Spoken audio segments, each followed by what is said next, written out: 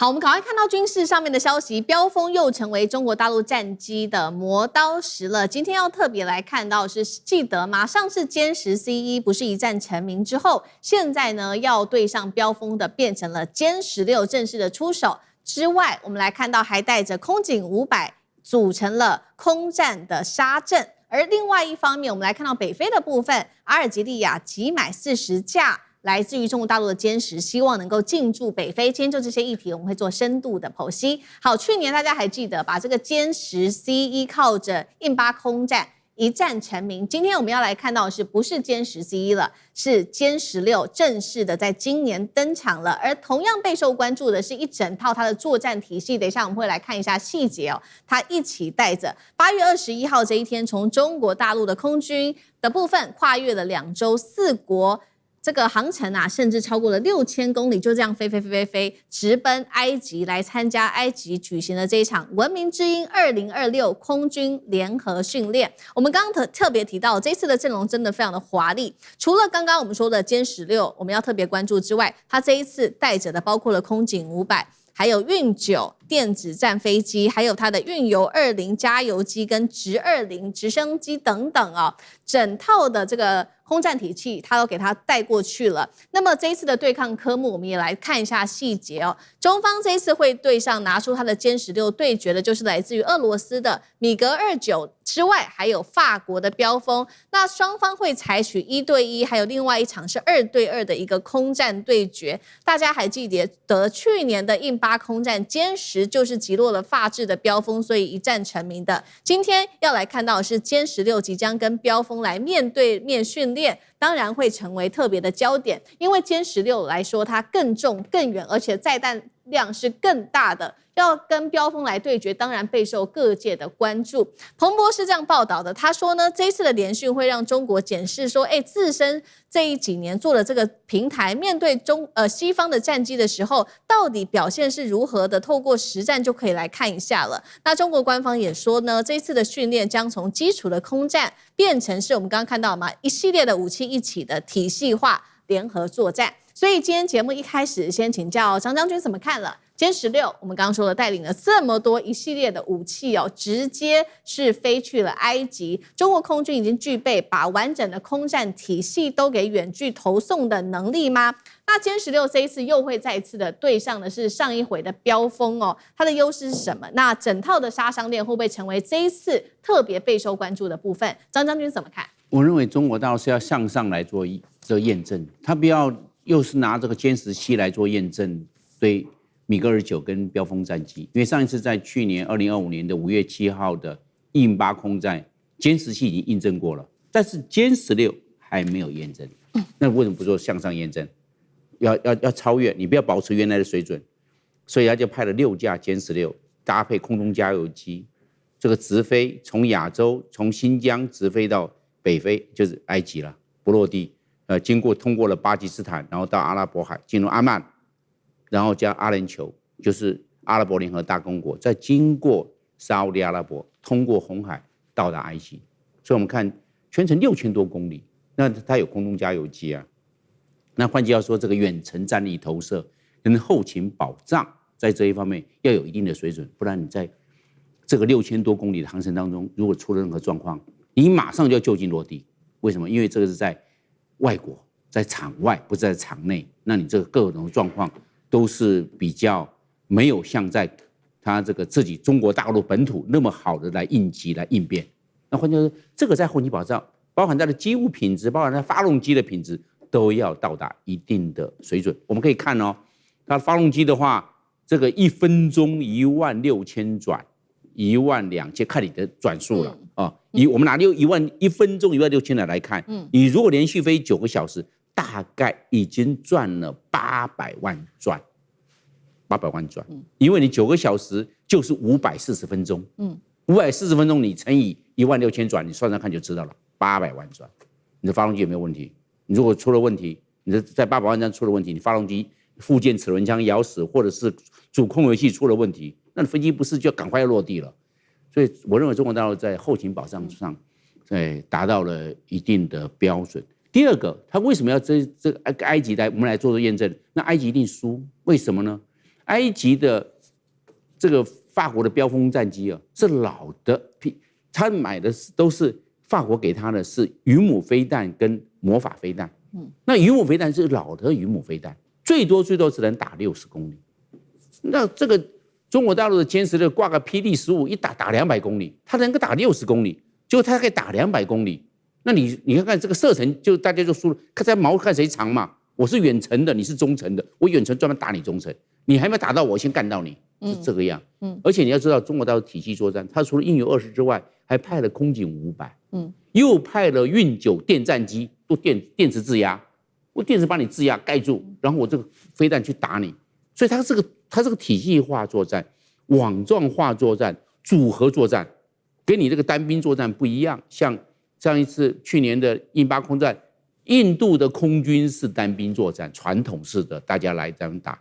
中國大陸歼17已經在巴基斯坦所運用的，已經變成網狀化作戰。是，那網狀作戰去打這個印度的米格29、幻象還有標風戰機。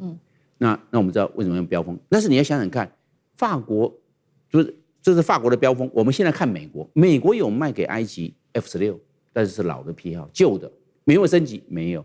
那美國賣給埃及的 F-16是用什麼呢？是用麻雀飛彈。麻雀飛彈能夠打多遠？60公里。有沒有賣給他 M120 沒有。就跟法國有沒有賣他標風戰機？有沒有賣他的流星飛彈？沒有。是。那只能打60。那中國大陸一來打200的嘞。所以來驗證的話，那這一次為什麼埃及不派 F-16？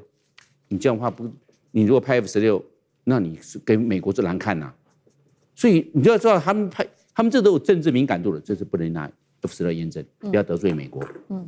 那埃及為什麼不能升等 F-16？以色列因素嘛。所以因為以色列因素，埃及沒辦法買到 F-35。埃及的 F-16 210架也沒有辦法升級，埃及的 F-16也不能買到 M120。那他是不是要另覓蹊徑啊？那像俄羅斯不對，俄羅斯現在不行了。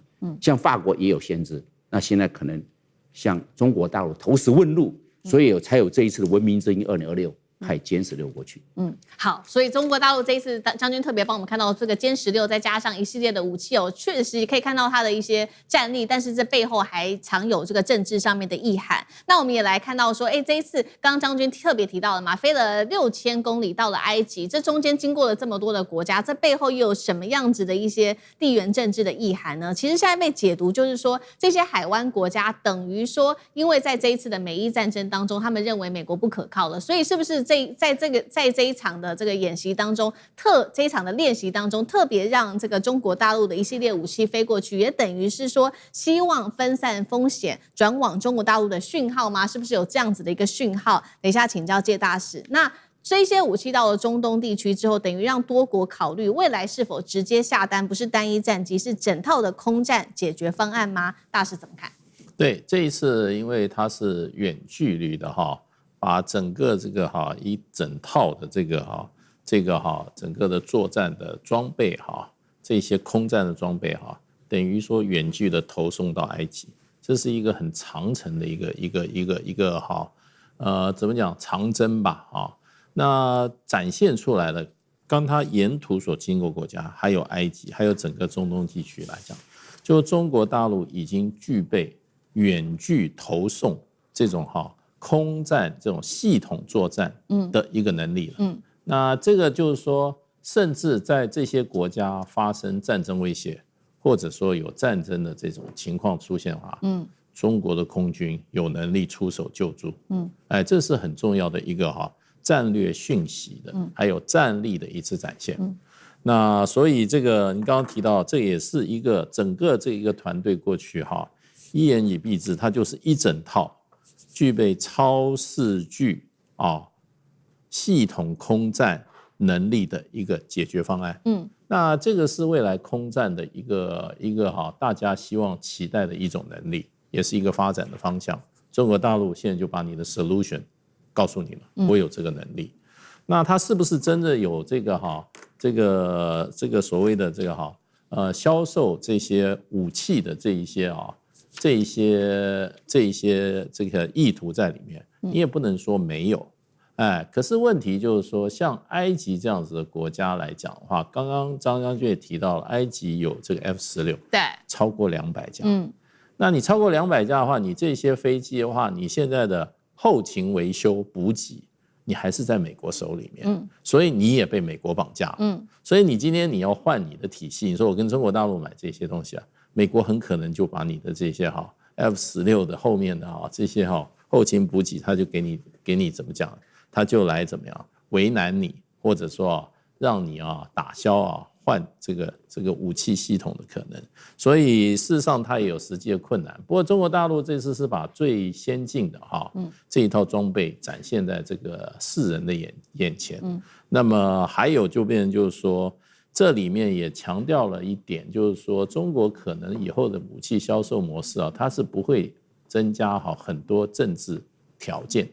那這個是可能就是說，像美國蘇聯俄羅斯他們這個銷售武器的時候是一個不一樣的一個狀況。所以我覺得中國大陸這一次這個千里迢迢把最先進的這種電戰這個空戰的整個系統呈現在中東地區的話，我覺得那個後續的影響會慢慢都會展現出來。不只有在銷售軍武方面，我覺得對於這些國家將來調整他自己的全球戰略上也會受到這一次軍事，尤其空軍系統作戰，這個遠距系統作戰能力的展現那麼會改變他們對中國大陸的這個評估，還有就是合作的方式。好，所以我們看到中國大陸這一次等於是向中東展示了他們的遠距投送的一個能力哦。那當然，中東國家或許在這一次也會特別考慮未來是不是做一個分散風險，就是不要把一個籃子全部壓在美國身上。或許大陸的武器也是他們另外一個考量點。那另外一個國家，我們來看到的就是這個北非了。現在傳出呢要跟中國大陸來訂武器，也就是阿爾及利亞說要跟中國洽談。採購最多是30到40架的殲10，順便還搭配了包括4到5架的空警500預警機，還有呢運20等等的大型運輸機。之所以特別值得拿出來提，是因為要知道這個阿爾及利亞過去其實大部分都是使用俄制的武器。那阿爾及利亞一開始其實他不是考慮買殲10C，他其實一開始的時候他考慮的是要。他一開始想要買的是殲16，但是殲16現在還是大陸的主力的這個重型主力戰機，所以是沒有辦法出口的。那他之所以想要殲16的原因，是因為呢，這個跟他長期使用的俄羅斯的蘇30這一類的雙發重型多用途的戰機，在作戰的思維上還是比較接近的。那如何看阿爾及利亞這一次的下單，等於大陸的軍機已經打開全球的軍火的市場嗎？尚志哥怎麼解讀？好，首先這次備受關注阿爾及利亞的這個消息，主要還是這次中埃跟埃及的這個軍事演習啦。眾所皆知，有一個國際當中軍事委員潛台詞是什麼呢？就當大家開始有一個跨國的軍事演習的時候，其實大家都在看貨。或者是說這個到底怎麼樣所以特別是這次中埃演習當中，是一整個所謂的這個中國當中的打擊的軍力去，所以到那個地方呢，雖然這次殲10C沒有去但是呢也都知道這次去的原因。這次所謂叫做文明之音的中埃演習，雖然只有8月到9月，但有很可能因為現在其實埃及的媒體已經傳出說，有可能會最後中國的軍隊這個軍機在那邊駐紮到半年。因為現在重點是為了蘇伊士運河，埃及非常害怕美國跟以色列突發式的掠奪式的就把蘇伊士運河拿起來，所以這是很緊急的這個中埃的演習並不是表定的，但也就因為到北非了，所以大家赫然發現說，北非的部分不只是阿爾及利亞。原來連摩洛哥都對中國大陸有在接觸，要買中國的武器，北非都看上了其實這次是阿爾及利亞的部分，除了剛剛世明講到的這個部分內容之外，其實包括摩洛哥知道他的所有一切都美國、歐洲的這些所有的軍機，但是他想要買中國的無人機跟一些輕型的裝備，所以我們可以看得到啦，北非的部分確實很突出。剛剛其實世明提到的，這裡頭長久以來阿爾及利亞就是買俄羅斯的，而且70%以上都是俄羅斯的軍備。然後這裡頭我們看到像摩洛哥，就是因為是美國的重軍機，那邊有美軍基地。最近這一陣子是不是要打地面戰？美國當中有8個這個所謂的他們的派出的演習都是在摩洛哥的海岸那邊在做登陸演習摩洛哥有 F-16V， 甚至說現在在接觸要找買 F-35A，那到這個階段的時候，所以阿爾及利亞，因為他們都是兩個摩洛哥在競爭的，所以他當然要趕快來補充他的這個軍事的。特別你看他擺的這個東西，主要還是跟所謂的這種防禦力。好，不是攻擊防禦力的大腦，所以這個空中預警機空警500就是在這裡非常重要的哈。再加上現在我們都知道，美國或者是各方面你賣武器的時候，它都不是像中國賣武器這麼單純，他們都要加碼一些政治條件在裡頭。所以這就為什麼最近中東戰爭之後一直到現在，很多所有的包不安國家都很想跟中國來接洽看看。但這裡頭不是說就不要俄羅斯了，對於阿爾及利亞來說，它算是互補的雙供應。就是說增加了中國大陸的這個供應。是我們知道，其實這一次來講看，這次中埃的演習，北非就原先在接觸的就浮出台面了，如同這次美伊戰爭呢，包括我們都知道沙特啊、阿聯酋、伊拉克、卡達，其實都是在跟中國接觸要買武器。我認為特別值得關注，除了現在中埃演習之外，非常重要的是中國跟阿聯酋，我覺得最妙的軍事演習，現在正在新疆進行，而且是阿聯酋據說超過80%以上的空軍軍力全部到新疆。跟中國的部分在做聯合軍演，這個實在太妙了哈！當然，在戰略上，就阿聯酋現在很害怕被美國徵調去他們的這些軍事武器去打伊朗，所以乾脆跟中國在新疆做軍事演習哦。這個在中國大陸之間討論非常兇。再加上阿聯酋不是準備要買武器嘛，所以中國大陸現在是剛剛講無人機、輕型裝備，全球可能都會接它輸出。再進一步呢，才是進一步看到的一些防空武器跟海軍艦艇，阿爾及利亞就買了海軍艦艇、護衛艦，最後才是高端的戰鬥機。這大概就是中國大陸現在對國際輸出當中的這個次序。好，謝謝尚志哥。那我們休息一下，馬上回來。觀眾朋友們，我們要開會員頻道啦！因應呢美中、中東還有印太的亂局，你看到的是新聞，我們看到的是背後誰在操控這個世界。加入會員可以取得獨家視角的通行證，你將優先取得更深的觀點判讀，包括了核心真相分析、歷史脈絡拆解、局勢推演邏輯。同時解鎖會員勳章、優先互動權、問題解析、幕後花絮，支持我們制作高品質的影片。點擊下方的加入鍵，一起成為戰友吧！我們會員頻道見。